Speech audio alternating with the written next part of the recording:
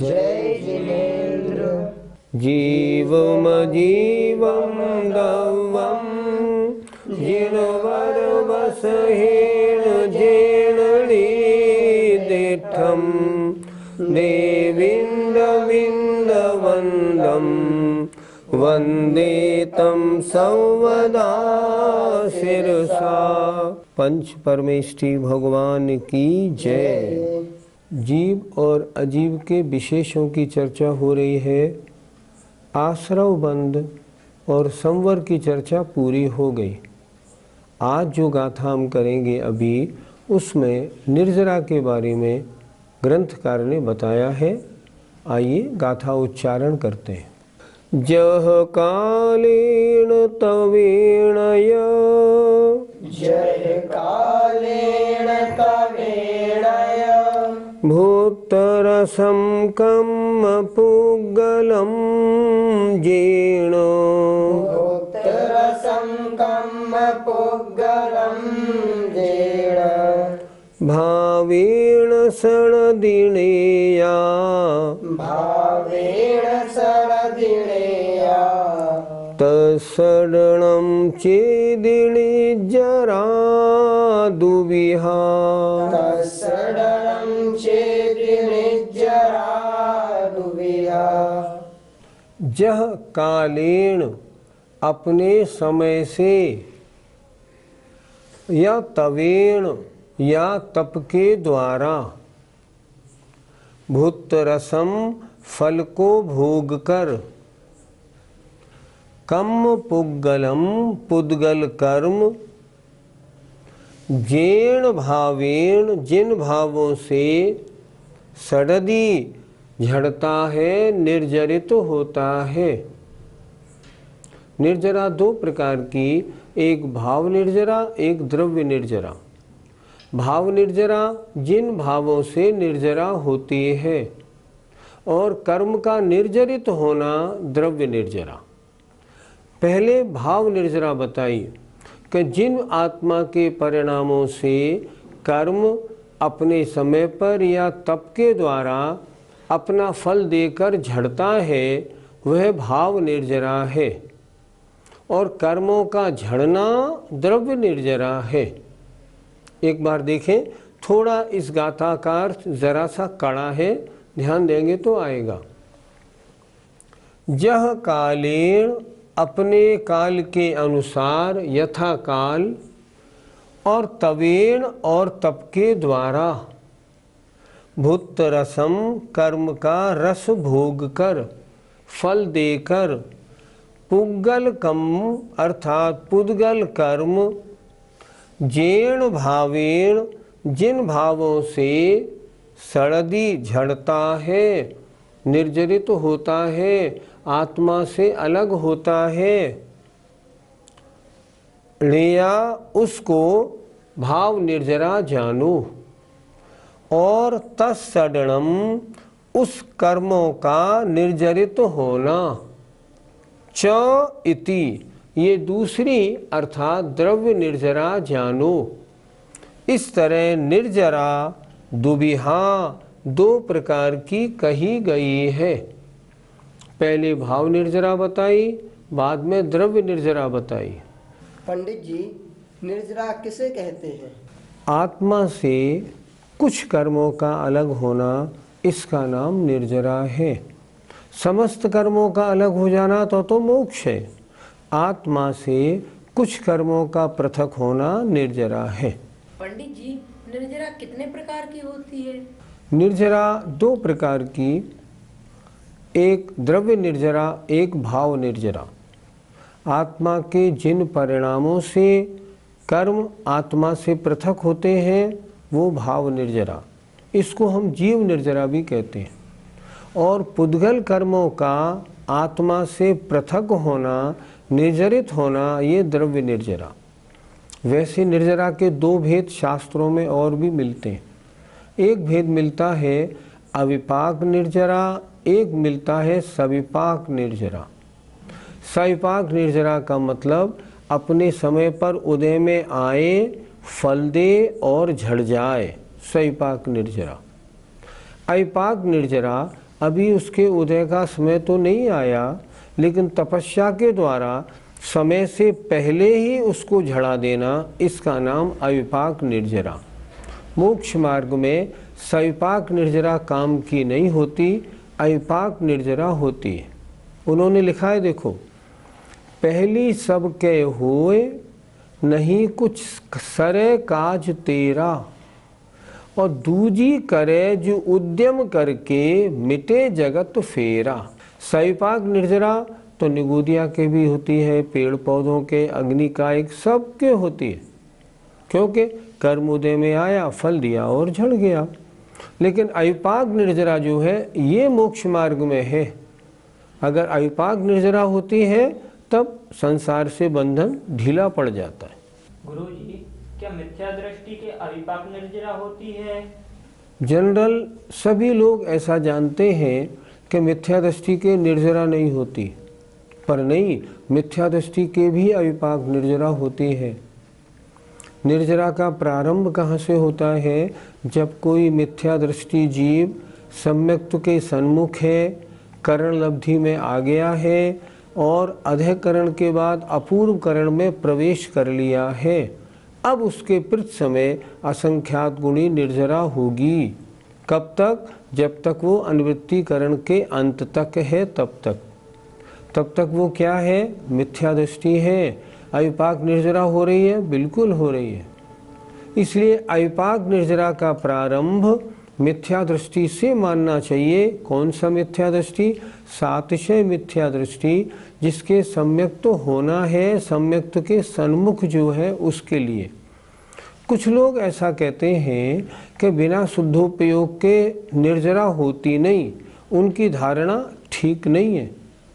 अगर मिथ्या दृष्टि के जब आगम में लिखा हुआ है कि असंख्यात गुणी निर्जरा, मिथ्या दृष्टि के अपूर्व करण से होना प्रारंभ हो जाता है, तो क्या हम पहले गुणस्थानवर्ती के शुद्धोपयोग मानेंगे?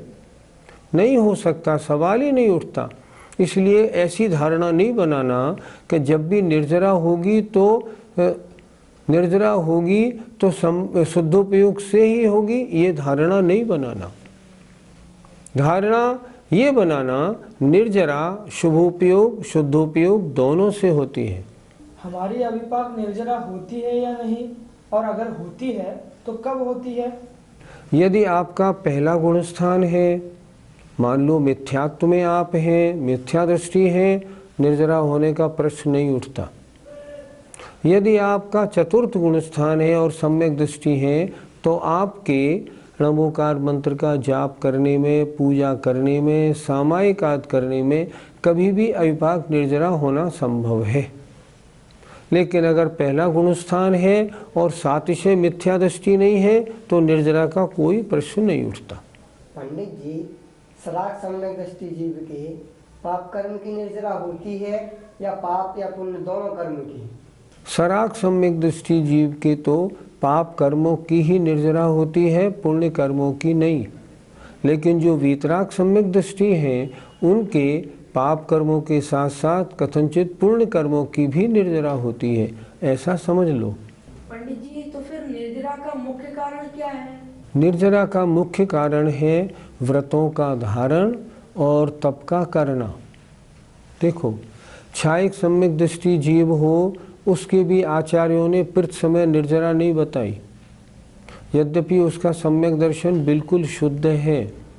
अच्छा, और कोई छायोपशमिक सम्यक दृष्टि हो और मान लो वो प्रतिमा धारण कर ले, 2 प्रतिमा भी ले ले मान लो, तो उसके निर्जरा 24 घंटे होती है। कोई महिला है, उसने 2 प्रतिमा ले ली, अब वो घर में खाना बनाती है, झाड़ू लगाती है, नहाती धोती है, सारे काम करती है, फिर भी उसके निर्जरा 24 घंटे होती है। 24 घंटे होती है। क्यों होती है 24 घंटे? कि उसने व्रत ले लिए। क्षायिक सम्यक दृष्टि अव्रती है, उसके 24 घंटे निर्जरा नहीं, उसके यदा कदा। इसलिए निर्जरा का मुख्य कारण है या तो व्रत या तपश्चरण। तपश्चरण से महान निर्जरा होती है। आगे जो ऊपर श्रेणी आरोहण होता है और कर्मों की निर्जरा होती है, उसमें मुख्य कारण तप है। गुरुजी, जैसे हमको अपने कर्मों की निर्जरा करनी हो तो हमें क्या करना चाहिए? सर्वप्रथम अपनी श्रद्धा मजबूत बनानी चाहिए, अर्थात सम्यक दृष्टि बनना चाहिए। सच्चे देव शास्त्र गुरु, 7 तत्व 9 पदार्थ, निज और पर का भेद विज्ञान मजबूत बनाना चाहिए। सम्यक दर्शन को निर्दोष बनाना चाहिए, उसमें कोई दोष ना लगे सबसे पहले। इसके उपरांत फिर व्रतों को धारण करना चाहिए। और पुरुष पर्याय में है और निर्जरा अच्छी करनी हो तो क्या करना चाहिए? मुनि अवस्था धारण करनी चाहिए। इस पंचम काल में इससे और आगे तो जा नहीं सकते, सप्तम गुण स्थान तक हो सकता है। इसलिए अपन सप्तम गुण स्थान तक जाएं, पहले सम्यक दृष्टि बने, मुनि बन जाएं, और सम्यक दृष्टि न बने, श्रद्धा मजबूत नहीं हो, निर्जरा नहीं होगी। बिना सम्यक के निर्जरा की बात मत करो। इसलिए पहले सम्यक दृष्टि बने, फिर व्रतों को धारण करें, ध्यान लगाएं, तपस्चरण करें, निर्जरा ही निर्जरा होगी। निर्जरा कम किसकी होती है और ज्यादा किसकी होती है? आपके प्रश्न के उत्तर में तत्वार सूत्र के 9वें अध्याय के अंत में एक सूत्र दिया है, उसका अच्छी तरह से हमें अर्थ समझना चाहिए। सूत्र क्या है? सम्यक दृष्टि श्रावक, विरतानंत वियोजक, दर्शन मोह छपकोप शमकोप शांत मोह छपक क्षीण जिनाह क्रमशो संख्ये गुण निर्जराः। उसमें क्या बताया? इन सब 10-11 स्थानों में असंख्यात गुणी निर्जरा होती है। जैसे सबसे पहले लिखा सम्यक दृष्टि, अर्थात जितनी कर्मों की निर्जरा सम्यक्त के सन्मुख मिथ्या दृष्टि करता है, उससे असंख्यात गुणी निर्जरा सम्यक्त में प्रवेश करने वाला सम्यक दृष्टि करता है। उससे असंख्यात गुणी पंचम गुण स्थान वर्ती करता है। पंचम गुण स्थान में भी जितनी प्रतिमाएं ऊपर ऊपर चढ़ता जाता है, उतनी निर्जरा ज़्यादा होती जाती है। उससे असंख्यात गुणी निर्जरा मुनि महाराज के 6ठे गुण स्थान में, उससे असंख्यात गुणी सप्तम गुण स्थान में होती है। उससे असंख्यात गुणी अनंतानुबंधी की विसंयोजना करने वाले के होती है। उससे असंख्यात गुणी छायिक सम्यक्त प्राप्त करने वाले के होती है। 10 स्थान क्रम से दिए हुए हैं। सम्यक दृष्टि, श्रावक, वीरतानंत वियोजक, दर्शन मोह छपक, उससे असंख्यात गुणी उपसम श्रेणी वाले की होती है। उससे असंख्यात गुणी जो 11वें गुण स्थान वाले उपशांत मोह हैं उनकी होती है। उनसे असंख्यात गुणी छपक श्रेणी वाले की। उससे असंख्यात गुणी 12वें गुण स्थान। उससे असंख्यात गुणी 13वें गुण स्थान केवली की। उससे असंख्यात गुणी समुद्घात में, और सबसे ज़्यादा निर्जरा 14वें गुण स्थानवर्ती केवली भगवान की होती है। उत्तरोत्तर भावों की विशुद्धि बढ़ती जाती है, कर्मों की निर्जरा होती जाती है। निर्जरा की चर्चा हो गई, अब बचा मोक्ष। अब मोक्ष के बारे में अगली गाथा देखें। सर्वस्य कर्मणो जो, सर्वस्य कर्मणो जो, क्षय हेतु अपणो परिणामो, क्षय हेतु अपणो परिणामो, णेयो स्वभाव मोक्षो, णेयो स्वभाव मोक्षो, दव विमोक्षो यकम पोह भावो, दव विमोक्षो यकम पोह भावो। सर्वस्व मतलब समस्त, कर्मणों कर्मों के, जो क्षय हेतु क्षय का कारण है। क्षय माने क्षय, हेतु माने कारण। ऐसा जो आत्मा का परिणाम है, उसे भाव मोक्ष जानना चाहिए। फिर देखें एक बार, सर्वस्व अर्थात समस्त कर्मों के जो क्षय में कारण ऐसा आत्मा का परिणाम है। स माने वह, भाव मोक्ष है ऐसा जानो नेव। और दौव विमुखो या कम पुद भावो, और कर्मों का पृथक हो जाना ये द्रव्य मोक्ष कहलाता है। फिर देखें एक बार, भाव मोक्ष जीव मोक्ष, द्रव्य मोक्ष अजीव मोक्ष। आत्मा के जिन परिणामों से समस्त कर्म आत्मा से पृथक होते हैं वे परिणाम भाव मोक्ष, और कर्मों का आत्मा से पृथक हो जाना ये द्रव्य मोक्ष। पंडित जी, मोक्ष कितने प्रकार का कहा गया है? अभी आपने गाथा का अर्थ देखा। मोक्ष दो प्रकार का, द्रव्य मोक्ष और भाव मोक्ष, या द्रव्य मोक्ष माने अजीव मोक्ष, भाव मोक्ष माने जीव मोक्ष। अर्थात जीव के जिन परिणामों से संपूर्ण कर्म नष्ट होते हैं वे परिणाम भाव मोक्ष हैं, और समस्त कर्मों का आत्मा से पृथक हो जाना इसका नाम द्रव्य मोक्ष है। मोक्ष के दो भेद। तो फिर क्या अरिहंत भगवान को मोक्ष हुआ है या नहीं हुआ? अरहंत भगवान को मोक्ष कैसे हुआ? अभी तो वो संसार में हैं और उनके 4 अघातीय कर्म मौजूद हैं, इसलिए उनको द्रव्य मोक्ष तो नहीं हुआ। लेकिन द्रव्य मोक्ष के कारण जो परिणाम हैं वे उनको प्राप्त हैं, इसलिए उनको आचार्यों ने लिखा इनको भाव मोक्ष हो गया है। इसलिए कहते हैं अरिहंत भगवान कथनचित संसारी हैं, कथनचित मुक्त हैं। संसारी तो इसलिए है 4 अघातीय कर्म भी उनके हैं, और मुक्त इसलिए है कि उनको भाव मोक्ष हो गया है।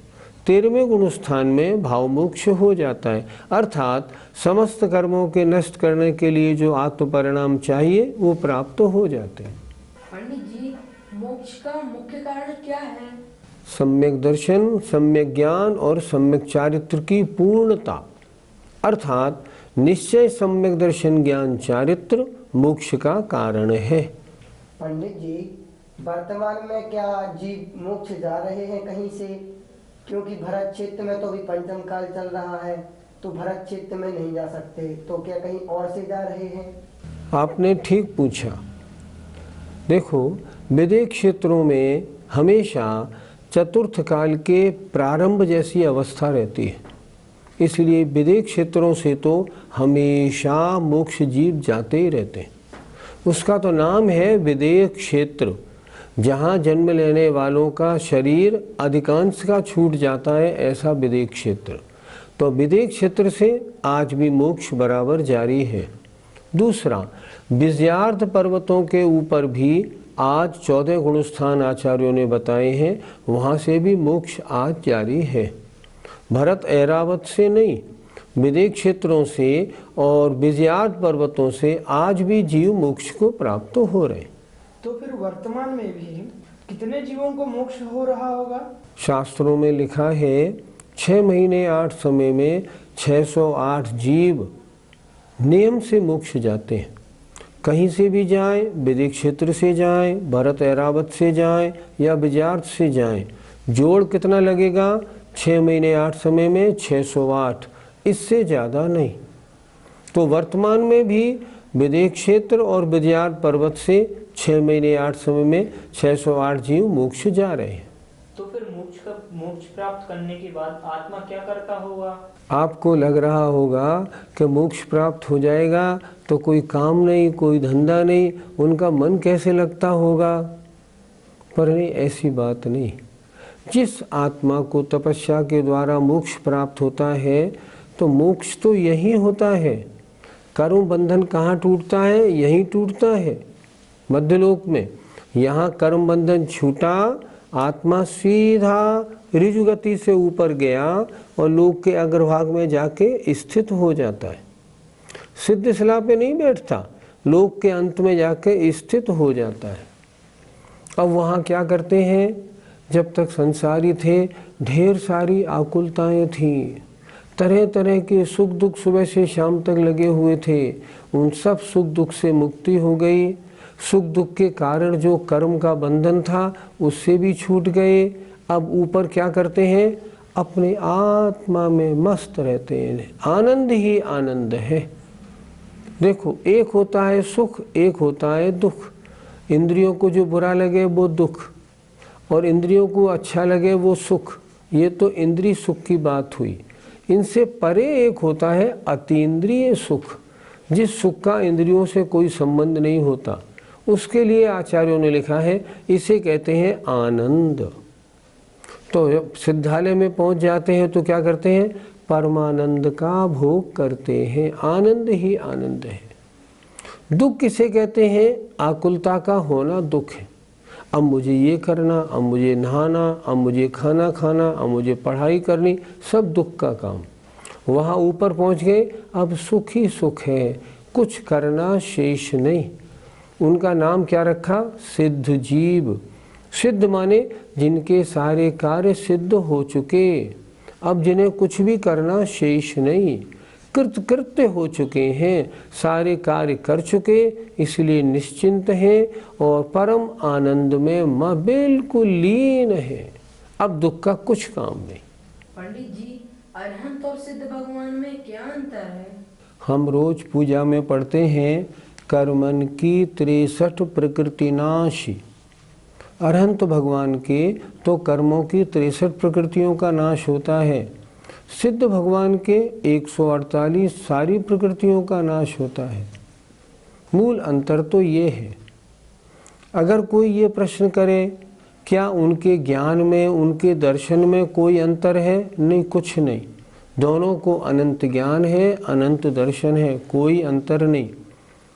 तो क्या सुख में कोई अंतर है? सुख के अंतर के बारे में आचार्यों के 2 मत हमें प्राप्त होते हैं। कुछ आचार्य तो ये कहते हैं अरहंत परमेष्ठी और सिद्ध परमेष्ठी दोनों को अनंत सुख होता है, लेकिन किन्हीं आचार्यों का ऐसा भी कहना है कि अरहंत भगवान का अनंत सुख है और सिद्धों का अव्याबाद सुख है। अरहंत भगवान के सुख में किंचन मात्र बाधा किस कारण से है? क्योंकि उनके असाता वेदनी का उदय है। इसीलिए तत्वासूत्र के 9वें अध्याय में एकादश जिनेंद्र भगवान के 11 परिचय मानी गई हैं। क्यों? असाता वेदनी का उदय है। यद्यपि वो असाता वेदनी दुख देने में कारण नहीं है, रंच मात्र भी, लेकिन फिर भी असाता वेदनी का उदय होने से अनंत सुख तो है, पर अव्याबाद सुख नहीं है। अव्याबाद माने समस्त बाधाओं से रहित। इसलिए किन्हीं आचार्यों का ऐसा मत है कि अरहंतों से सिद्धों का सुख कहीं अधिक है। वैसे इनके 4 घातिया कर्म नष्ट हुए हैं, उनके 8 कर्म नष्ट हो गए। ये अभी संसार में है, वो मोक्ष स्थान पर पहुंच चुके हैं, इतना अंतर है। मोक्ष प्राप्ति हमारा लक्ष्य है, तो हमें क्या करना चाहिए? हमें जानकर बड़ी खुशी हुई कि आपका लक्ष्य है मोक्ष प्राप्त करना। ये लक्ष्य तो हर जीव का होना चाहिए। इसके लिए क्या करना चाहिए? इसके लिए इस पर्याय में तो सबसे पहले सम्यक दृष्टि बने, उसके बाद वृत्ति बने, और उसके बाद कहाँ तक आगे बढ़ सकते हैं? एक निर्ग्रंथ साधु बन सकते हैं। यहाँ तक इस पर्याय में बने। हमने माना इस पर्याय से मोक्ष नहीं होगा, लेकिन अगर ये संस्कार लेके अगर स्वर्ग जाएंगे, देव बनेंगे, और देव बनने के बाद जब सीमंदर स्वामी और भगवंतों के समप शरण में जाएंगे और उनकी दिव्य ध्वनि का आनंद लेंगे, तो हमारा सम्यक्त और वैराग्य और पुष्ट होगा। उससे क्या होगा? फिर हम जब मनुष्य बनेंगे, 1-2 भव में हमारा निर्वाण हो जाएगा। मोक्ष प्राप्ति का वर्तमान में यही साधन है, इसके अलावा कुछ नहीं। और इसके लिए क्या करना चाहिए? सम्यक्त और व्रतों का धारण और निरंतर आगे बढ़ने की कोशिश, हमें ऐसा करना चाहिए। ऐसा करेंगे तो बिल्कुल हमारा कल्याण होगा, इसमें कोई शक नहीं। आज मोक्ष की चर्चा पूरी हुई। जय जिनेंद्र।